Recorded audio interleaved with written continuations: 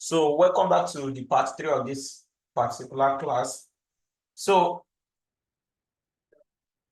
like I said before now, the analysis or the data cleaning you'll be doing will be based on the objective or the case study actually.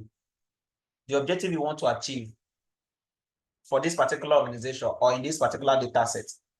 So the objective will be, or the objective is trying to know the best country or the country that has the best sales in shoe and the brand of shoe, that is the shoe based on shoe type that sells more. You understand? Then we want to know the weekday that sells more, so that we know the week that will not be taken for granted. You understand? So we know the country. Let's say this country are places where this particular company has location or branches. So we want to know the country that sells more, and we want to know the shoe type that they sell more. We want to know the month that has the highest sales. We want to know the particular weekday that also have the highest sales. Then we want to also get to know what the most or the costless price shoe and all that. So this is what we'll be doing or what we'll be achieving. So because of that,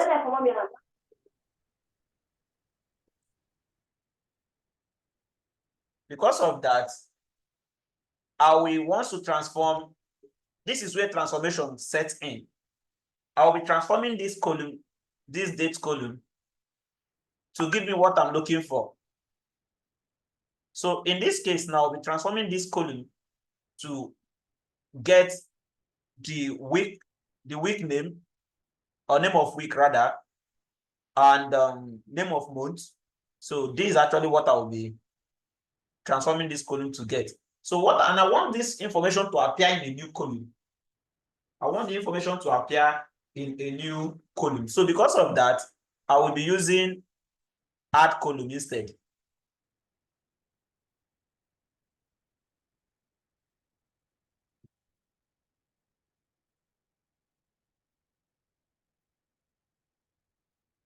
I'll be using add column instead. So this is add column.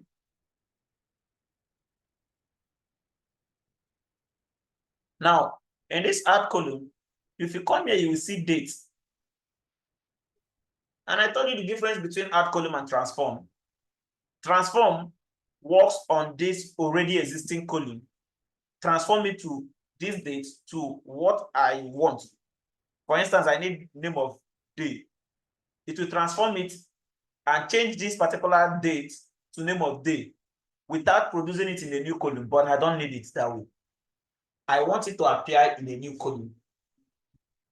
I want it to appear in a new column. So because of that, I will use add column.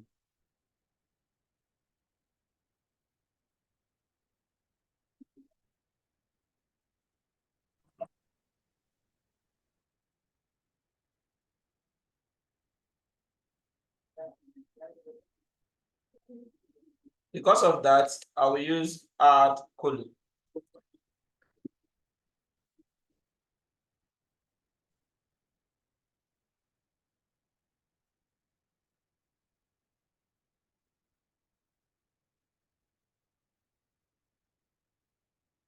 So make sure that the particular column is highlighted.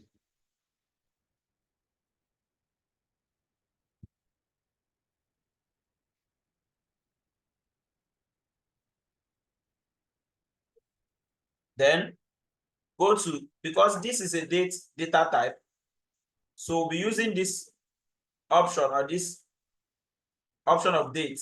So make sure the column is highlighted. Go to date, click date.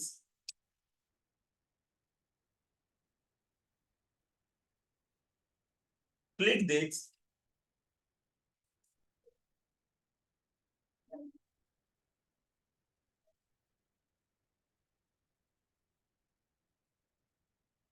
You see a drop down there. Just click the drop down. So it will show you it will show you different options. Age, date only, year. Under year, you have another option there. Year, start of year, end of year. Months, start of month, end of month, days in month, name of month. So what I will be needing here is name of month. Name of month, like February, March, and all that. So it has reflected, it has returned the information I'm looking for, but it is at the back of this particular data set.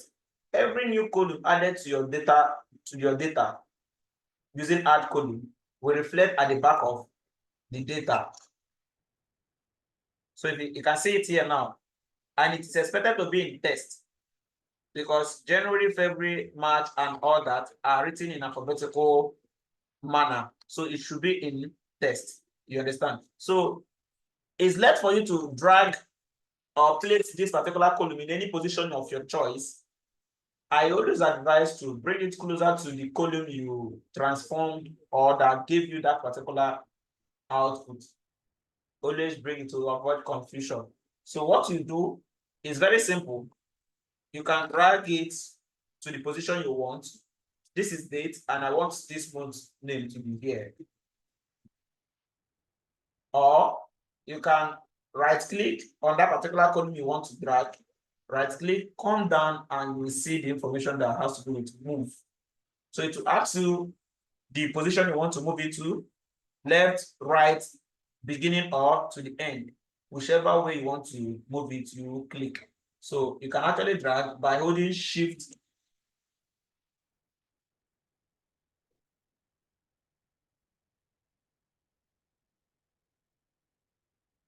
Okay, let me go back to my step to avoid misunderstanding and how I got to this page. So I want to get a new column called name of month. That is, I want to get name of month like January, February, March, and all that.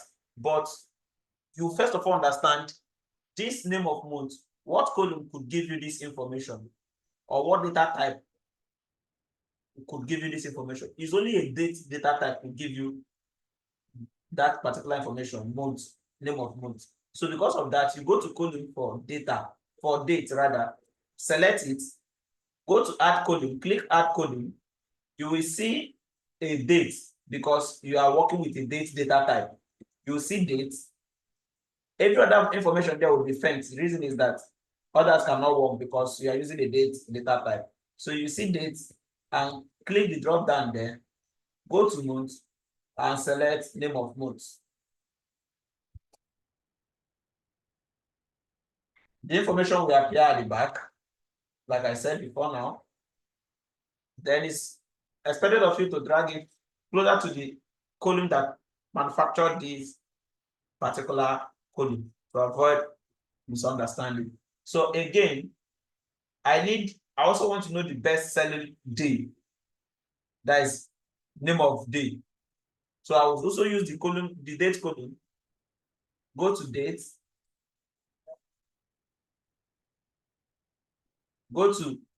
I've gone to date. The next thing is I'll scroll down to the one I'm looking for being the day, name of day.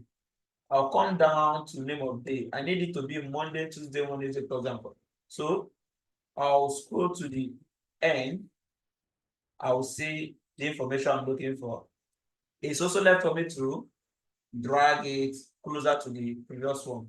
So mind you, I said before, you are expected to trim every data type under test to remove some unusual spacing in the data. So trimming is usually necessary for this particular data type called text. So what you just need to do is to change type. It's already in data text data type. So what we do is to transform it by trimming. You do the same thing to the new one. But if the data type is under numerics, it will not work because trim is only a text format.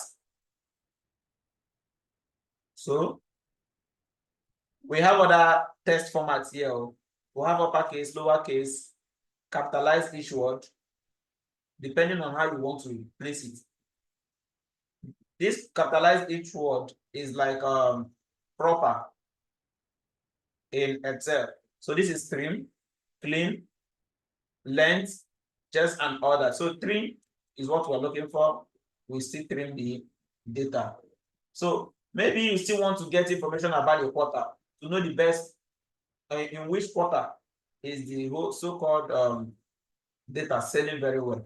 You can still use the date column to get that. Go to date, come to quarter. So quarter of the year.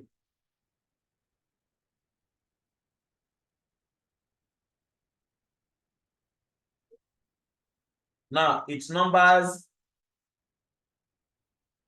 the quarter reflects in number, but it is not supposed to be in number. First of all, what you just need to do is to click this drop down to see what is inside the column, the entire column. So it's just 1 and 2 that is inside the column, and that is just what is there. And normally quarter is 1 to 4, 1, 2, 3, 4, meaning the number 1 should be first quarter, number 2 should be second quarter, number 3 is third quarter, and number 4 is the fourth quarter. And then we'll have information up to 4 here. This is how it should be. But since we have 2, we can work on the 2 or delete it. So I will not be needing the quarter, but I want to use a stone to kill 2 birds. So I will be teaching us how to replace these particular numbers to what you want. You understand? So now come to that column you want to replace values. So just right click, you'll see where they wrote replace values. Replace value. So click replace values. Replace. So it asks you a question, value to find. What value are you finding? 1. The information in that particular column is 1 and 2, right? So I want to first of all replace 1, or every information that has to do with 1. Then I will come back to 2. So the value I'm looking for first is 1. What did I want to replace it with? Call it fourth quarter. Fourth quarter.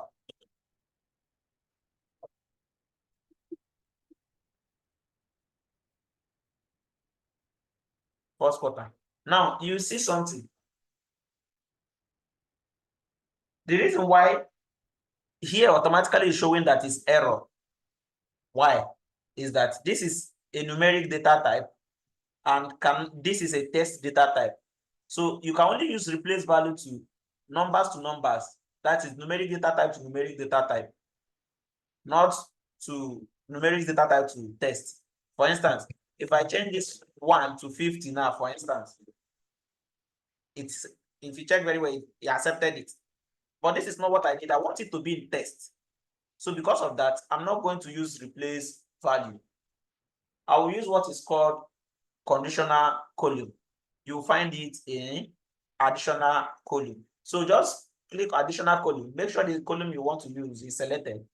Then go to additional column, conditional column rather. You know the reason why we came to conditional column. This is a dialog box or a place that gives us the room to place any logic, be it number, be it text. We can use logic here. This is where we use logic, if statement. You understand? So the replace value are basically replacing value of the same data type, text to text, number to number, date to date, and all that. But you can change number to date or number to text or text to number, something like that. Replace value does not work with that. You use replace value when you are changing value based on their data type, and it must be the same data type. So conditional column allows you to change any data type you want using any data type. So here, the column I want that particular new column to reflect is, let's call it quarter. Quarter. That is the new column, name of the new column. Now, because I've already had a column called quarter there, I'll have to differentiate it with something that will make their two not to look similar, because if their two are the same, this one won't work. So I'll call it quarter one. Maybe afterward, I will change it. Then I'll call the column name I want to use to get this particular information is quarter. That is that column that gave us 1 and 2. Now, when I say once, if quarter, the column name quarter equals 1, I'll put 1 here because 1 is the first thing I want. Equals 1, call it first quarter. I'll type what I want it to call it, or the output first quarter. Sorry.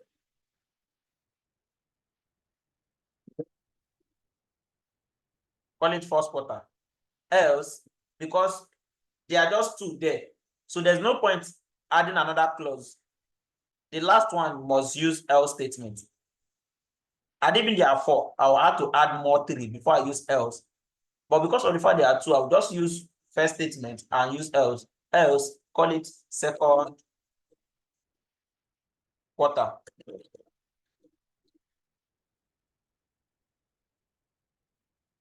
Call it second quarter.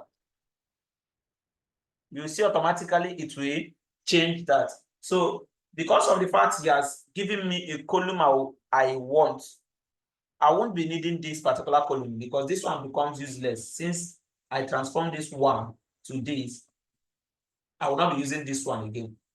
This is the time you do what? Remove unwanted column. And you know, I told us about what we are doing is what we call ETL. I told us about ETL, removing unwanted rows and column. So this column now becomes unwanted. I will do what? Remove it. So I will be making use of this one. Now, the data type is undefined because it is mixed with number and alphabet. That is number and text. But without being told, you automatically should know the data type this thing should be on because of where the information is reflecting. It's reflecting on the left-hand side. It should be under text. And meanwhile, that is not the major reason. It is automatically alphabetical in nature. So it is supposed to be text. Good. Now I think I've gotten what I'm looking for. And like I said, every data type under text should be trimmed. So go to transform and trim the data. Good. This is the data. We've cleaned it to this stage. I don't think there's any other stuff we need. We can't get, we could have said the best selling, anything we are looking for here should be used on profit or sales. So there's no column for cost. I don't think there's column for cost of goods sold or cost of goods, something like that. We would have used it to get the profit column. But because of that, there's no column for that. So we cannot get that using this 2 information or 3 information. You can't actually get it. You understand that? So even the column for cost is here now. We can say, let's do this. You know, if we subtract price from total sales, could that give us cost? No. Cost of goods sold is different from the price per unit. The profit is already added on it. So there must be a cost. So it must be given because you as a client, as a data analyst, you are not the one that incur those costs. It is the organization. So they are expected to give you those ones. It is a mandatory stuff. So all these ones can be manufactured, like total sales can be manufactured. If cost of goods sold, unit cost, and price are given, the rest can be the profit, the total sales can be derived. You understand? So that is just it. So with this, I think we can work with the analysis. Now, there's another thing we necessarily need to get. There's what we call a primary key. What do I mean? There's what we call a primary key. A primary key is a unique identifier.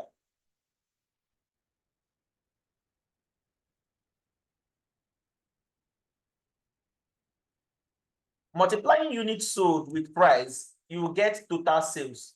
That is what it means. Let's try it out. Let's try it out. So let's say total sales is giving us this multiplied by this.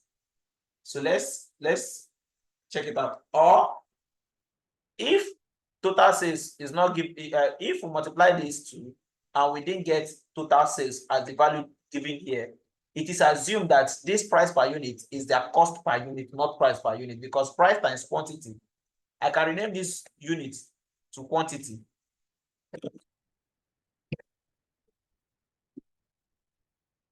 For simplicity. So if we multiply these two and it is not equal to what we have here, that means their total sales is different from here. This one simply means is cost per unit, not price per unit, because price times quantity is automatically sales or revenue. Okay, let's say try it out. So to do that, just click on the column you want to multiply, hold shift and click the next one. Then go to add column because we want the information to display in the new column. Just go to new column, add column rather. You go to statistics or standard. Just click the drop down. You see multiply. Click multiply. It will display there. So if you check very well, the output return shown that this column multiplied by this column gives us this column, which is revenue or sales. Whichever one they call this is correct. But this is not the cost of goods sold. Rather, this is the price per unit, meaning that there's an addition of price or money added to the cost already in this. So how we are going to extract cost from price? The column that would have helped us get is actually was not given. So what we have, because the objective here is just trying to get the best sellers or the best selling country, best selling product, and all that. So because of that, if we have column for profit, fine, it can work. But if we doesn't have column for profit and we have column for total sales, we can still use total sales as replace of profit. It does the same work. So now this is what we'll do. Since I've gotten this, there's no need of using this column. I will say delete it. Good. Now I was trying to explain something called primary key. We'll have two keys in a data analysis. You must understand the two keys. We'll have primary key, I'll have foreign key. A primary key is a unique identifier that rightly identify the uniqueness of the records. That is, what do I mean by record? The number of rows here are 30. That means we have 30 records here. So primary key helps you to identify the uniqueness of each of the records to tell you that this is not duplicate, this is different from this is different from this. You understand? Because there are some information you will see, they will look similar, but there must be something different with them, but they will look similar, almost similar. But because of the fact that there's no primary key, you might not be able to identify that they are not the same. You will go on to delete it. At that point, you do a mistake. But if there's primary key, which helps you to identify the record uniquely on their own, you will not take that particular record or row to be the same with the other one. And at that point, you will not delete it. So in that case, how to identify if there's a duplicate in your work? Just come, this is actually the table filter. This take account of the entire table. So just come, click there and click keep duplicate. If you see keep duplicate helps you to bring out any information that are the same in the data set. If there's any information that are the same, keep duplicate will fetch it out for you and tell you that this information are the same. So if you check the table is empty, meaning that there's no duplicate, you go back to cancel the step. Check very well, all the steps taken are applied here. Then if maybe for instance you have keep duplicate and you notice it, you go and cancel your step first, then come here again and click that table filter, come to remove duplicates. You see remove duplicate, but in this case you will not see remove. Okay, this is remove duplicate. It will help you to remove the whole duplicate if there is any. So in this case, there's after removing duplicate, you are expected to count your data set again. That is by going to transform and counting it the second time after you might have removed duplicate to know how many data is remaining. These are things you do before the necessary data cleaning. I've taught you how to keep duplicate and the work of the function of keep duplicate. Keeping duplicate helps you to keep those data or to show you those particular data that are the same. Remove duplicate helps you to remove those particular information that are the same. It will remove one for you and it will remove the rest and keep one. You understand? And that particular one will become unique. That is the case of a primary key. A primary key is a unique identifier. So it identifies the uniqueness of each data or each record. A foreign key is like an external, for instance, let's say you in your country, you are a primary key in your country. Once you move from your country to another country, you become a foreign key. I don't think we were working with more than 2 data sets here. Then let's say you will find this particular column, country, in that second data set, in that second table. In that case, it becomes a foreign key in that table. But in the first table, it becomes a primary key. In the second table, it becomes a foreign key because it is not where it's supposed to be or something like that. It is just like a new column in that particular table. So that is maybe when we are doing entity relationship diagram, when I'm teaching on entity relationship diagram with a multiple data set, you understand that better. So let's continue. So because of what I just explained about primary key, we need to get a unique identifier that will help us identify this record right. So how to do that? And unique identifiers, that is a primary key, is always expected to be at the first row, the first column rather, before you that thing. So what to do is click this particular column, then go to index column, go to add column because I want it to produce in a new column. Go to index column, check the drop down. You see information like from 0 to the end, that is the number that is 30, from 0 to 30, from 1 to 30, or you customize your own where you want the number to start. So I actually want it to start from 1. This number of rows you are seeing here will not move with this data. This number of rows are embedded or it came with what? This particular power query. So what I will just add there is I will use from 1 so that this my data will be moving with 1, 2, 3, like a sequence. So I'll click from 1. So if you check very well, it has produced that and it is at the back of the data. So I'll right click and move it to the beginning instead of dragging it.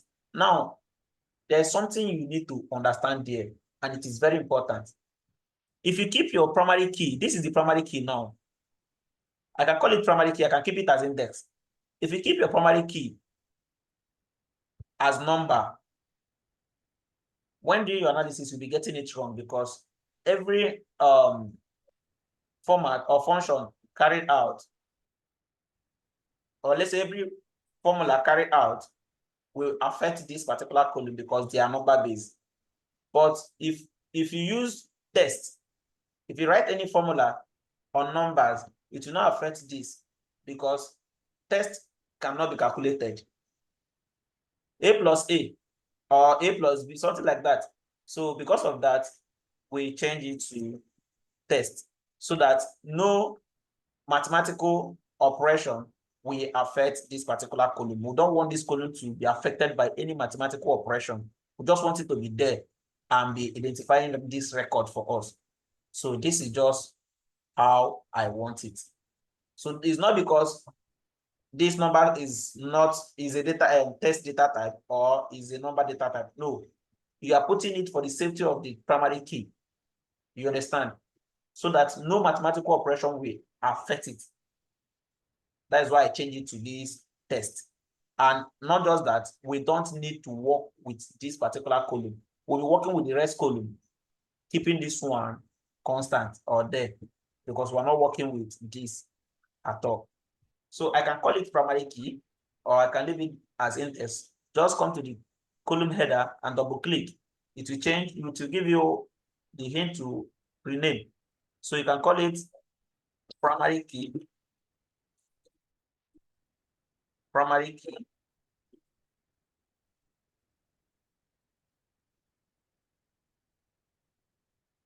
Now, mind you, I told us about DQDs, 8 DQDs, and all this analysis was done with the hope I understood the 8 DQDs. When doing your data cleaning, always understand the DQDs, that is the data quality dimensions or data quality integrity, to make sure that the data conform with those criteria. For instance, you check this column and you see out of these 30 rows, 10 are missing, are found missing. You know what your DQD says? If 30% of, I don't mean just this column, I mean for all the columns, out of 30 rows, you are seeing 20 informations. The rest 10, you can't find them. You know what your DQD says? 30% of, if the 30% of the information are found missing, you expected not to work with such data. Request for the completion of that particular data because it violates the completeness of the data quality dimension. If you carry such analysis on that data, it will be lopsided, it will be one-sided, it will not balance, it will not give you a balanced outcome. So because of that, you don't work on such data. You request for a completeness of that particular data, or you cancel the analysis.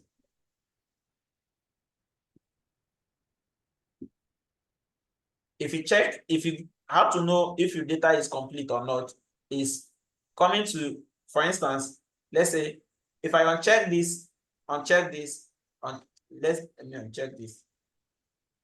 Although if I uncheck this, all the information that has to do with UK and US will go. Now let's say we'll have 30 rows here. We'll have 30 rows. But in the rest from 1 to 20, that is where we'll have information. Then 21 to 30, we are seeing empty space, empty space. Then again, you see NA, that is non-assigned value, non-assigned value. Some you see hyphen, some you see, like you see things that are not usual in that particular, that complete that row. Some you see blank space, blank space. In that case, the data is not complete. You understand? You go to another column. You in that remaining from 21 down, you see some information there. In other ones, you will not see information. See the entire data. That data is not complete. Seeing null is also a part of emptiness. So if by analysis you found out that the data, after checking to know if 30% of the data are found missing, there's a way you do the calculation or analysis using a descriptive analytics. This actually will be taught in our next class. So there's where you check it and see the percentage. If the percentage is below 30, you are expected to use the mean value to represent the whole null cells or the null rows or the places you found empty. And NA, you're expected to use the average number to represent it or replace them. That is only if it is below 30%. But if it's above 30%, you cannot do anything in that case. Also ensure that the data is valid. The data given to you is accurate. Also ensure the data is timely. Maybe if you make a request of any data, the timing they bring the data matters a lot, depending on the organization you are working for. If you're working for an organization, maybe let's say in industry or this automobile industry, if it does not take time to bring the data, it ought to be questioned. There are some organizations that when it takes time to bring, the data also have to be questioned because it's not timely. There are some organizations that when you bring it very fast, you still have to question it because it's too early. I know that it is difficult to get this data so fast. Something like that is logical. You have to ensure the accuracy. You have to ensure the validity, the consistency. I spoke about consistency before now. Like for instance, this is what I mean by consistency. In this case now, you check very well, you will see 6 digits, 6 digits. This, let's just say, this is the price actually. You are seeing two digits. Until a point, you start seeing just a digit, or you start seeing five digits at a go in that same column that has two digits all through from the onset to almost the end of the rows. You start seeing unusual data. In that case, it's no longer consistent. You have to ensure its consistency. Make sure it suits the criteria. So that is just it. And we are done cleaning this data. So the next thing we need to do is to load it to our Excel. So what you need to do is come to File, click it and click Close and Load. It automatically comes to Excel neat and ready. This is how the data came. Okay, this is the clean data now. This is the clean data. And this is the old data. So right click on this sheet. Right click on this sheet and rename it to raw data.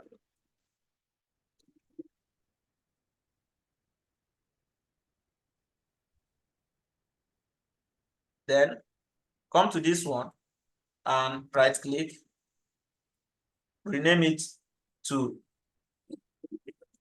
clean data. Okay, thank you so much for the class. Make sure you subscribe to my YouTube channel and keep watching. God bless you.